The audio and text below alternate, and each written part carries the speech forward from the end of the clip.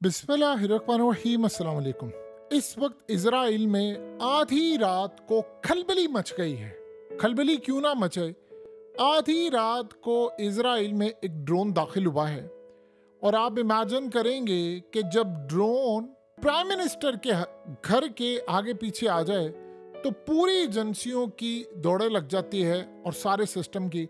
इस वक्त हालत ये है कि इजराइल में जो ड्रोन दाखिल हुआ है वो असल में 40 मिनट तक इजराइल की तमाम डिफेंस लेयर को क्रॉस करता हुआ हेलीकॉप्टर्स, इनके जेट्स, इनके डिफेंस सिस्टम और करते करते वो इतनी आगे तक चला गया कि नेतन्याहू के घर के बाहर तक वो ड्रोन पहुंचा है। अब गालिबन इस वक्त दौड़ें लगी हैं। इनका ख्याल ये था कि नेतन्याहू के घर पर जाकर हिट करेगा। जाहिर सी बात है, उसके घर के बाहर एंटी ड्रोन सिस्टम और नई चीज़ें इंस्टॉल की गई हैं रिसेंटली।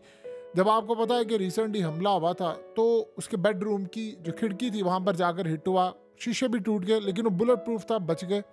लेकिन अब सूरत हाल ये है कि ज़रूरी नहीं है कि हर दफ़ा आप बचेंगे, क्योंकि अगली दफ़ा जब हमला होगा हो सकता है वो उसको भी तोड़ दे। अब सीन यहाँ पर ये हुआ है कि ड्रोन दाखिल हुआ और एक एरिया में नहीं दाखिल हुआ, 40 मिनट तक आधी रात को इजराइल में नहारिया का एरिया, इसके अलावा एकर, हाइफा, युक्नेम, जिशरोन, याकूफ और उसके अलावा नेतन्याहू का जहां पर विला है वहां पर सायरन बज रहे हैं और सारे लोग घरों से बाहर निकल रहे हैं, देख रहे हैं कि हुआ क्या।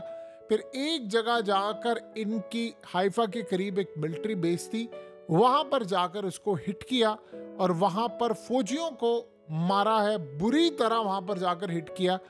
आप ये सोचें कि आज का जो हमला हुआ है ये आप सोचें कि आम हमलों से कई गुना ज़्यादा खतरनाक था कि एक ड्रोन उड़ता है और वो रात को इनकी स्पेस में जा रहा है, उड़ता जा रहा है, घूम रहा है और घूमता घूमता 1, 2, 4 यानी 40 मिनट तक वो ड्रोन उड़ता रहा है। ना कोई डिफेंस सिस्टम पकड़ आया, ना कुछ कर रहा है। और गालिबन उसको कहीं ना कहीं ये सोच रहे थे कि नेतन्याहू के घर के बाहर आएगा, हम उसको तबाह कर देंगे, लेकिन उसने वहां से भी टर्न लिया और चकमा देते हुए जाकर हाइफा के करीब एक मिलिट्री बेस थी, वहां पर जाकर हिट हुआ और वहां पर फौजियों को मार दिया। ये कोई आम सूरत हाल नहीं थी। आप ये सोचें कि एक टॉय की तरह इन्होंने इस वक्त तबाही मचाई है। इस सारी सूरत हाल में जो इंटेलिजेंस मालूमात इस वक्त इनके पास हैं, आप उसका अंदाज़ा भी नहीं कर सकते कि वो इंटेलिजेंस मालूमात किसी के पास नहीं है। यानी इजराइल की इस वक्त ये हालत हो चुकी है कि आप ये सोचें, मिसाल के तौर पर इस तस्वीर को ज़रा गौर से देखिए। ये इजराइल के जो फौजी हैं वो सारे मारे जा चुके हैं, लेकिन आप गौर से देखेंगे एक शख्स इसमें आपको नज़र आएगा जिसने गाड़ी पकड़ी हुई है, जिसने टॉय पकड़ा हुआ है। ये असल में करते क्या है कि लोगों के घरों में घुसते हैं, बिल्डिंग्स में घुसते हैं, अपार्टमेंट्स में घुसते हैं, वहाँ पर जाकर उनकी चीज़ें पकड़ते हैं। अब आप ये सोचें कि आज ये बंदा इस दुनिया में नहीं है। आज इस सारी सूरत हाल में सबको पता ये चला है, यानी ये सारे मारे गए, ये भी मारा गया है। अब ये कोई भी नहीं इनमें से बचा। अब अजीबोगरीब एक सूरत हाल नज़र आ रही है कि क्या वाकई हिजबुल्लाह की इंटेलिजेंस इतनी ज़्यादा हाई लेवल की हो गई है कि अगर उन्होंने किसी इंडिविजुअल को पहले टारगेट करना आता वो उसको भी कर लेते हैं, वो आम लोगों को भी मार लेते हैं। यानी क्या इस लेवल पर वो चले गए हैं? ऐसा लग रहा है कि कुछ ना कुछ उनके हाथ में आया है। देखिए, जब जंग चल रही थी अफगानिस्तान की तो स्टार्ट में अफगान तालिबान वो विक्ट्री हासिल नहीं कर पा रहे थे, लेकिन with the passage of time रूस ने मदद की, असला दिया ब्लैक मार्केट से। उन्होंने अमेरिका की वो ठुकाई की कि 20 साल तक वो ठुकाई करते रहे। अमेरिका इल्ज़ाम लगाता रहा, ये करता, लेकिन वो साबित नहीं कर सका, क्योंकि जिस खेल को अमेरिका समझता है कि उसकी मुट्ठी में है या जिसका वो बादशाह अपने आप को समझता है, उसके सारे यक्के रूस के पास हैं। यानी इस सूरत हाल में सबका सब उसको पता है कि कैसे हमला करना है, कैसे हथियार देने। एग्जैक्टली यही सूरत हाल है। अब हमला हो रहा है, ड्रोन्स जा रहे हैं और वो इजराइल में घुस जाते हैं और आप ये सोचें वो 40 मिनट तक घूम रहे हैं। जैसे आपने, यानी बड़ा अजीबोगरीब लगता है, कोई फनी सा मूवी का सीन लगता है कि चोर आगे आगे है और पुलिस पीछे पीछे है, फिर उसके बाद पुलिस आगे आगे है तो चोर पीछे पीछे। इस तरह के फनी सीन देखे हैं।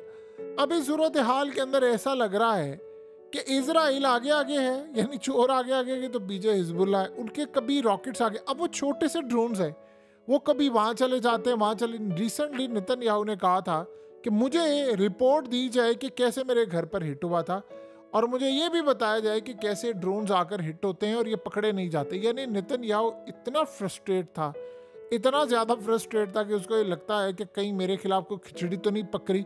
लेकिन आज तो सूरत हाल यानी कोई इंतहा ही नहीं है, इंतहा पर चला गया है सारे का सारा मामला, कि इस वक्त नेतन्याहू के घर के बाहर भी गया, लेकिन जाकर उन्हें हिट कर दिया। अब सीन क्या होता है कि एक ड्रोन अगर ये चाह रहे हैं, इसका मतलब है कि कहीं पर भी जाकर सिर्फ उनको अगर ये पता चल जाए कि फलानी जगह पर फलाना बंदा है तो वो फिर हिट कर सकते हैं। अब वो करते क्या हैं, उनको जहाँ लगता है कि कोई डिफेंस सिस्टम है या हमें कोई सूरत हाल है, या हो सकता है वो यहाँ पर इस ड्रोन के उड़ते उड़ते सारी लाइव मॉनिटरिंग कर रहे होते हैं, तो वो कहीं पर भी जाकर हिट कर देते हैं।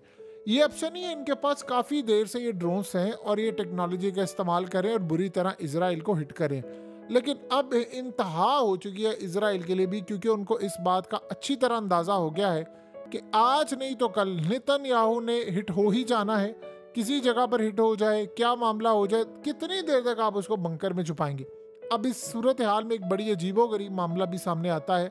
यानी आप ये सोचें कि नेतन्याहू ने अपने बेटे की शादी मुलतवी की है।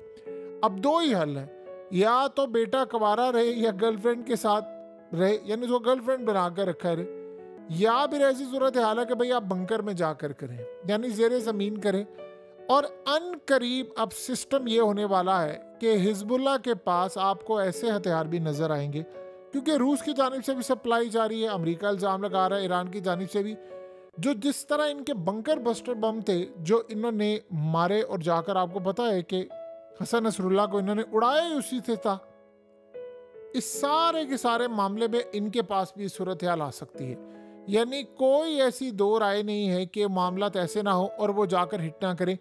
आने वाले वक्त में अब सूरत हाल ये हो चुकी है कि रूस के पास ऐसे हथियार जो इनको जाकर हिट कर सकते हैं, और गालिबन वो हथियार आहिस्ता आहिस्ता उनको देते जा रहे हैं। अब आपने देखा नहीं कि अमेरिका के एयरक्राफ्ट कैरियर को इन्होंने हिट किया। अब आज आप ये सोचें कि इजराइल में जो लोग हैं उन्होंने मीडिया को जाकर कुछ इंटरव्यूज़ दिए, और वो बड़े अजीबो गरीब थे कि उनके मीडिया पर नशर हुए।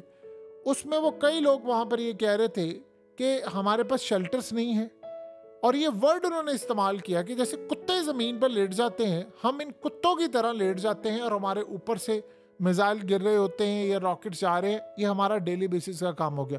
वो कह रहे हैं कि हमारे घरों को हिट कर रहे हैं, निहारिया से लेकर नॉर्दर्न साइड से हिट कर रहे हैं, और हमें ये बात अभी तक समझ नहीं आ पा रही कि ये चाह क्या रहे हैं, कि ये रोक क्यों नहीं पा रहे ड्रोन्स को।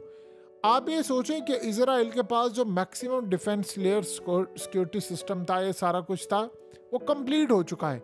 अब जो नए ड्रोन्स और नई चीज़ें आ रही हैं, यानी अब मिसाल के तौर पर आप यहाँ से अंदाज़ा करें कि चाइना के पास ऐसे मिसाइल और ऐसी टेक्नोलॉजी है कि अमेरिका के ये जो USS Abraham Lincoln aircraft carrier और दूसरे तीसरे जितने भी हैं, एक ही दिन में चाइना अमेरिका के दुनिया में किसी भी जगह पर मौजूद इनके एयरक्राफ्ट कैरियर्स को एक ही दिन में सब के सब उड़ा सकता है।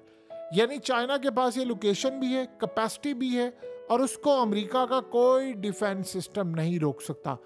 अब जब आप ऐसी सूरत हाल में अमेरिका की टेक्नोलॉजी देखते हैं तो अमेरिका की टेक्नोलॉजी पीछे रह जाती है। ये जो ट्रंप ने बात की है, उसने बात बिल्कुल ठीक की है। उसने कहा है कि आज आप देख लें चाइना को, ईरान को, यमन, रूस, नॉर्थ कोरिया, उन्होंने कहा कि इतने आगे चले गए हैं कि ये सिर्फ बाइडन की नाकामी है। सब तो इस्टेब्लिशमेंट को कह रहा था कि जो आपने पाबंदियां लगवाई हैं, ये जंगें शुरू की हैं, उसका हाल ये हुआ है कि हमारी करेंसी भी पीछे रह गई है और ये मामला भी आगे चलिए। अब आप ये सोचें कि जब ये सारे का सारा मामला चल रहा है आज, तो आपको पता है नेतन्याहू क्या प्रेशर डाल रहा है? नेतन्याहू प्रेशर डाल रहा है कि आयतुल्लाह अली खामनाई की गवर्नमेंट को ख़त्म किया जाए, वहाँ पर हमला किया जाए, वहाँ पर एटमी प्रोग्राम पर हमला किया जाए, ईरान के अंदर अवाम को सड़कों पर लेकर आया जाए, वहाँ पर हमारे लोग हैं वो ये काम करेंगे। और वो कह रहे हैं कि असल में एक दफ़ा हमने आयतुल्लाह को हिट कर लिया तो अवाम खुद ही सड़कों पर आ जाएगी, क्योंकि वो अगले किसी बंदे को यहाँ पर आने नहीं देगी जो इस लेवल का हो। ये वो प्लान बनाकर बैठे हुए हैं और वो बार बार कह रहे हैं ये काम करो वो काम करो। एक सूरत हाल ये भी है कि इजराइल के पास मौका जो था वो उन्होंने पूरी तरह अवेल नहीं किया। ईरान असल में अगर हमला कर देता है इजराइल के ऊपर तो ये बहुत बड़ी डेवलपमेंट होगी, क्योंकि अमेरिका की जानिब से, ट्रंप की जानिब से ये गिंदिया दिया गया है कि हम आप पर हमला नहीं करेंगे लेकिन बातचीत करेंगे न्यूक्लियर पर, न्यूक्लियर आपको बनने नहीं देंगे। तो ईरान ने पहले भी इस पर बातचीत की थी, उन्होंने कहा था कि ठीक है जी हम तो तैयार हैं। तो आज भी उन्होंने ओपनली कह दिया है, जबकि इजराइल कहता है कि नहीं ऐसा नहीं है, आप इनको पैसा ना दें, आप इनको तबाह करें, अब इनको मारें और ये आयतुल्लाह को भी रास्ते से हटाएं। ये बहरहाल इस वक्त नेतन्याहू का ख्वाब है और ये ख्वाब कितनी देर तक रहता है ये तो आने वाला वक्त ही बताएगा।